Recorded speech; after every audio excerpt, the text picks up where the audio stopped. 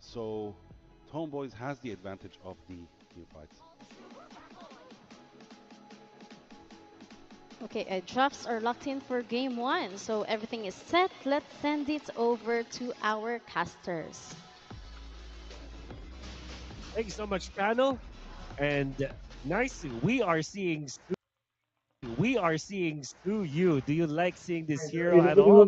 It's gonna be up against a Lancelot against Versto Time, one of our favorites heading into this tournament. But yeah, Yu, do you like So it? you? I Yu? don't. I don't. You know, I feel like there Okay. was a time when I would say I don't miss it, but it's been a while. He kind of fell out of the meta for a bit, you know, especially after the technically that nerf that was warranted. I feel like there was just so much that Suyo could do that it was just too overpowered. But it's Yeah. nice to see fits in the current meta still. You know, other than that, oh whoa, I thought he was actually yeah he didn't take that right. Okay, he was just there. Yeah. Very aggressive start on the Suyo, and that's one of the things you can do. You know, you can continue to be aggressive if you want to, if you want to go into the enemy side of the jungle. But even so, it's still really good to be able to go toe to toe with someone like a Lancelot. And you know, when you look at this lineup from Verso Time, that's oh wait, he did take the orange because Xeno Huh. doesn't have it. So he yeah, I guess he Yeah, retried he that. Yeah, was able. Yes, he he was actually able used the to do retry. it. All right, that's Yeah, good. okay. The last time that I was able to see a Malaysian team in the grand finals just recently, it was the Southeast Asian Games. We actually saw the Studio being played twice by the Malaysian team. And first one, they almost won. The second one, they totally lost. And it was up against the Lancelot too, I mean, both games. So I have a lot of reservations with the Suyo pick. Maybe Amal can prove us different, but personal time with this Lancelot, it's gonna be a good game day for them. Yeah, there's already a delay here though too. Phantom Execution going to be used by Xeno, but no contest for the Turtle. This might be a bad fight for them to take. First blood though going in the hands of Izanami. They're trading it out one for one so far, but it's still going to go as Reza falls. Castle on the other side. Just bodies dropping on both sides. Oh, I thought he was going to take that too, man. But luckily, Xeno secures his purple buff. And it's a trade across the board, but the Turtle goes to the hands of Homeboys. Yeah. So it's still even though, Wolf. Despite all that, because of those kills, Versatile Time keeps things under control.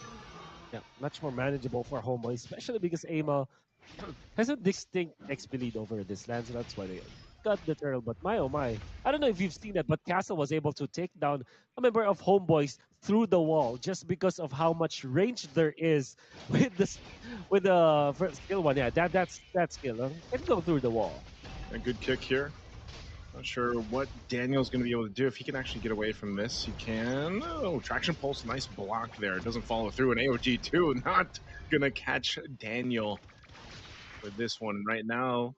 Homeboys get some extra gold up there on that top, but it doesn't really convert to too much just yet. They're still going to go ahead and rotate into that next objective when it does come up here. One of the things that I was really impressed with by Verso Time, you know, from their recent tournament all the way to their performance in group stages is, again, they are a team. Oh, I don't know if March is going to be able to survive this. He does flicker. Oh, last insanity from Melcutie. Will be able to pick up that kill, and that's why the panel mentioned too, hey, they love the export. I think a lot of people do. He's reintroduced into the meta, and you can't deny the amount of pressure a last insanity ultimate can do. Great start for Homeboys with this early game. They're winning all of their lanes. Well, specifically that gold lane. The jungler is having so much fun, and Melcutie will secure War Axe very early into this. Export will now be able to activate it come the second turtle fight. If Versatile will even oblige to fight here, because it seems like the positioning from Xeno kind of tells us that they are not even interested in taking this turtle. Homeboys are still fishing for kill. Oh, ooh, Verso March, he has the sustain. Because it's a Ruby, because you got the Bracemite emblem, because you're just the way it works. But they'll trade it though. Another turtle secured it for Homeboys. A lot of attempt there down in that gold lane right now. The Daniel shouting out for the members of Versus Time are for some reason Versus Time are still leading by a significant amount of goals. 100 at this point. That tells you that the side lanes are doing okay despite the death on Oh, Daniel. Goes in with a kick, man, right for Zeno.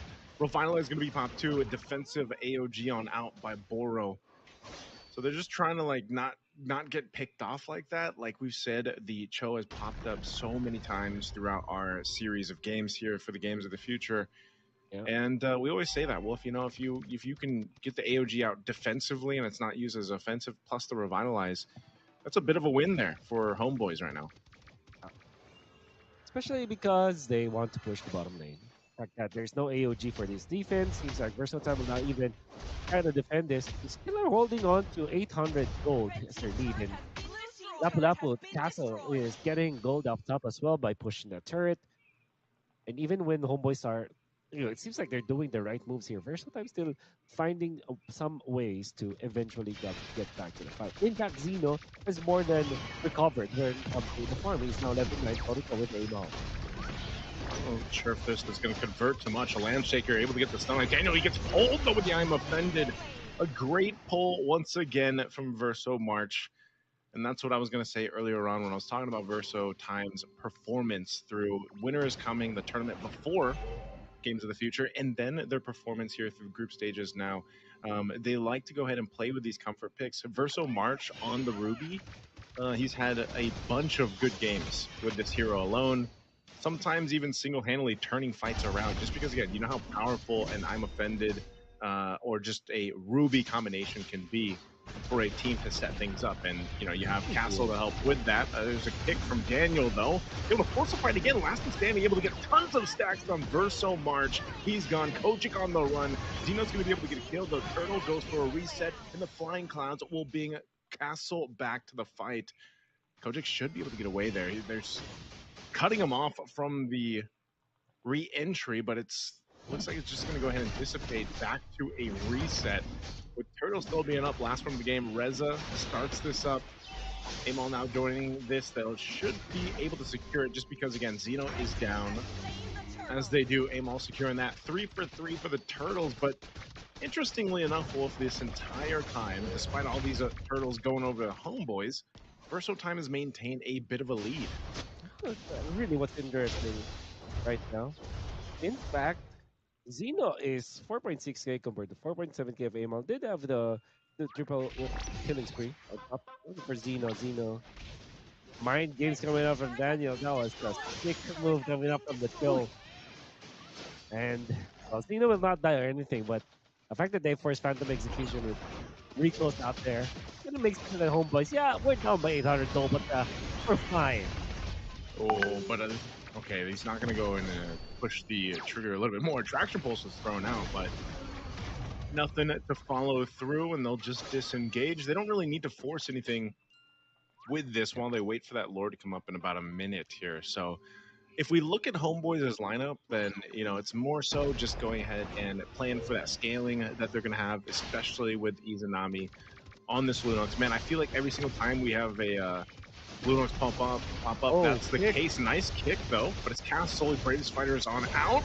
The last insanity, though, is able to clean him up. And under the turn, Reza, hungry for a kill, will finally kill Kocak. And right now, Homeboys just seems to flip a switch, garnering themselves 3 kills. What a great start from Daniel there with the kick. Yeah, massive start for Daniel. And, of course, you can see Reza just focusing onto Kocak. Eat a whole combo of the Tilda. And, of course, the kill onto Castle started it all. Earth down. Look, man, the value from this last insanity from Milk Beauty. Flying Cloud's going to be everybody back. They're going to be forced to fight, most likely, as Castle jumps over the Bravest Fighter, and the Lamb Shake able to find 2 on the stun, even with the flicker. A great play and projection there from Castle. Not sure if they're going to be able to look for more. Amal should be able to get out of this with that kit for the Suyo, and they'll maintain that mid lane, but the Lord is up. Dino might go ahead and decide to give this a call to take it. It's only Milk Cutie down, though, but he is a big part of the damage, unless Reza gets taken out as well, and that's exactly what happens. Another pull from Verso March.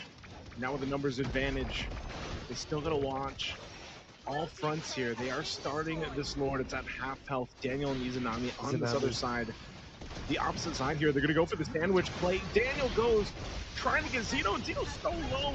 But Izanami is able to secure the Lord for for Homeboys. And that is a tough one to see as Verso Time. They fought for it, man. But they unfortunately lost the objective.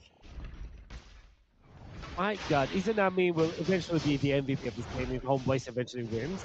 Because you saw that in the first turtle fight where they were able to shut down Zeno, it's actually the Lunox bomb, the Ruby DD play coming up from Izanami that we have not seen in a while. And this time he waited for the opportune moment. We can see through the replay. He's waiting and looking for Zeno, and they were able to eventually take him out. He just focused the Lunox bomb, the Ruby DD play, onto that Lancelot. And because of that, we're able to get a kill. Izanami is cooking right now. Okay. Well, it's going to be cleared out pretty quickly here. Verso Time, you know, despite how that team fight went, they're not too far behind. This is the first time in throughout this game, though, where Homeboys has now bought themselves a pretty healthy lead. You know, 2,000 up at this point.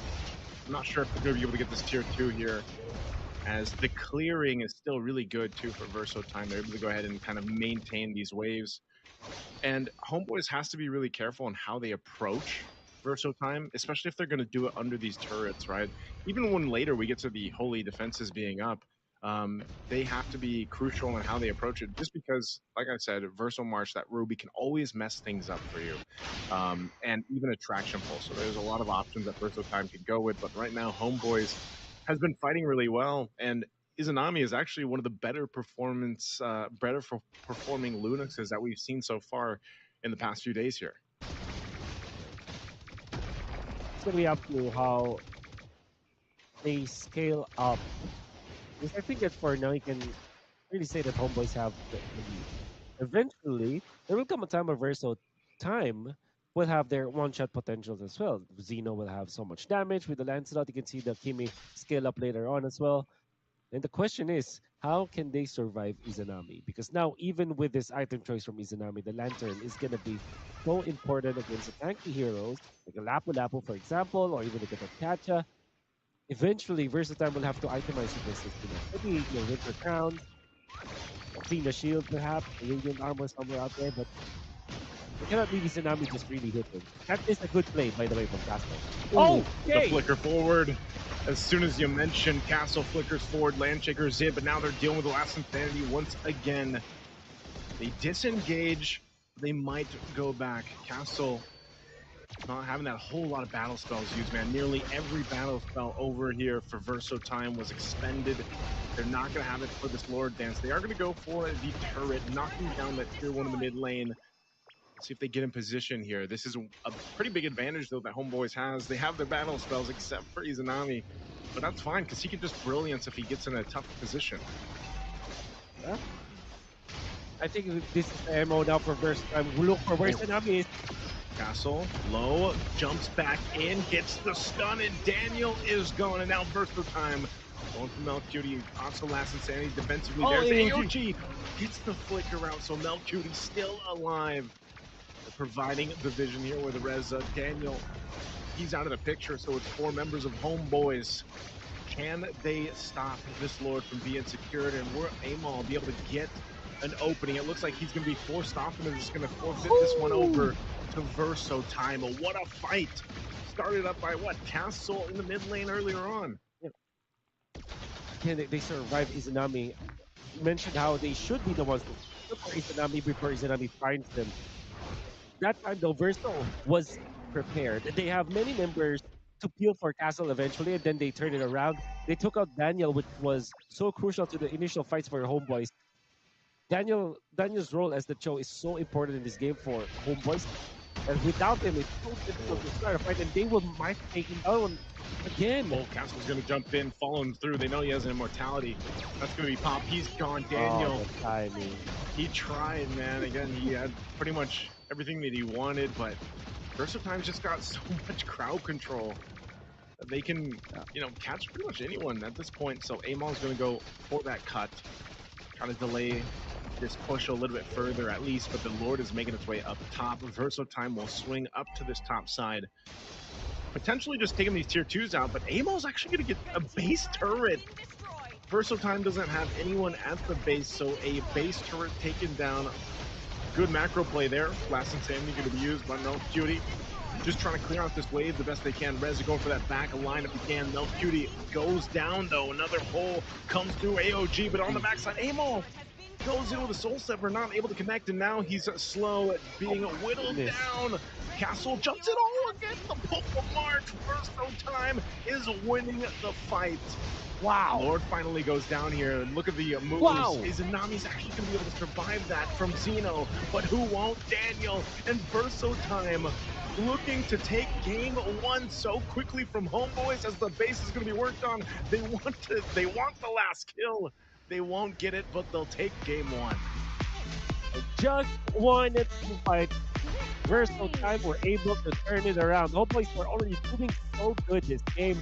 They are in control. They got the first Lord. There were so many good coming up from Daniel, and Zanat is already making it work for Homeboys. Unfortunately, Verso Time had so much space in their hand. This Castle just keeping up. Logic even, and of course, last cash. It looked really nicely for Team of Verso Time because there was a split push coming out from K-Ball, but they were far too prepared for that. The X4 getting outplayed constantly. AOG's on point coming out from Moro. Verso Time, they are so back into this tournament. Very, very tough one to deal with there. It looked like Homeboys should have had that game for the majority of it, and then all of a sudden, Verso Time flips a switch. There was a lot of those interactions. You know, Daniel was starting things up, and they would try to make it work, but unfortunately for Homeboys, it all fell apart towards the end game. But let's go ahead and throw it over to the studio to have our panel break down game one. All right, that's game one in the books between Homeboys and Verso Time, and what a way to kick off this series. A strong opening statement from Verso Time, one that we did not expect. But let's break down how they actually secured that win. Good, let me start with you. From a macro perspective, what stood out the most for Verso Time in this game one? In game one, they were actually more focused, as we saw in the draft picks, that they were actually going for more tanky heroes than actually damage dealers, which helped them a lot throughout this game. They were controlling the map, outstandingly controlling the map, which is very great. And we got to know that Verso is actually one of the dark horses in another tournament as well, where they actually won Onyx once, Onyx Philippines, which is a world-class team. So Verso is actually full of surprises, to be honest. So yeah, they did a great job this match. Just a follow-up question, because we were shocked with the drafting earlier. So was this a draft execution, or you think it's better in-game discipline? Actually, it's more in-game discipline, all right, more than actually draft picks.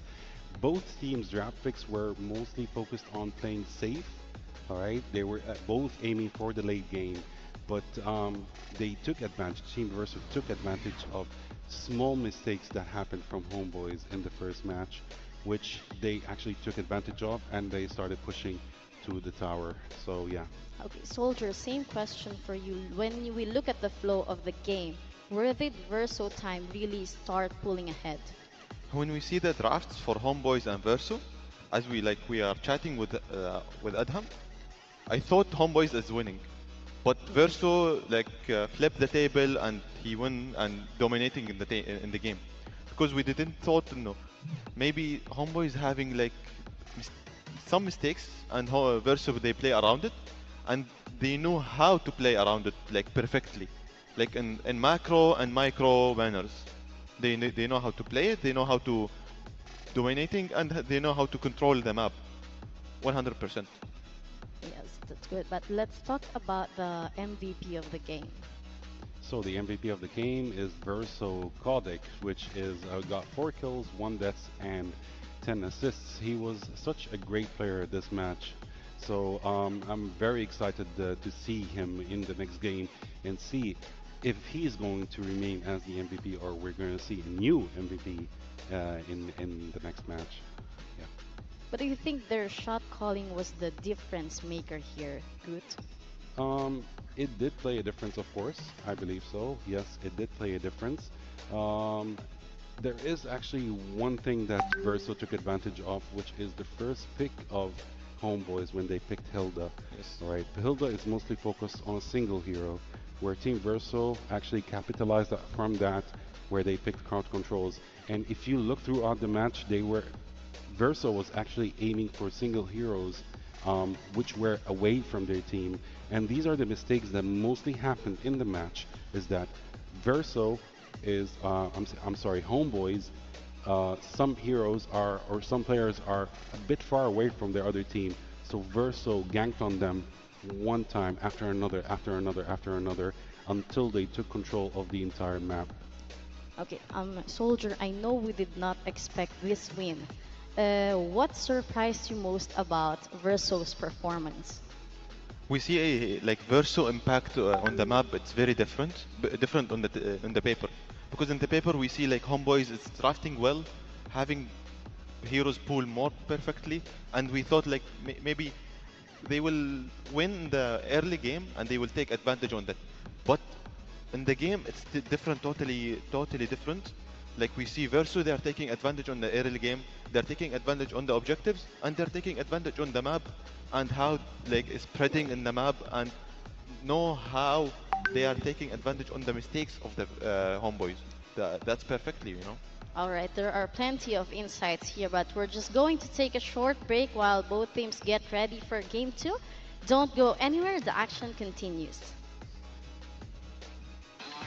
Abu Dhabi and UAE at the moment seems to be the epicenter of autonomous robotics and many other activities.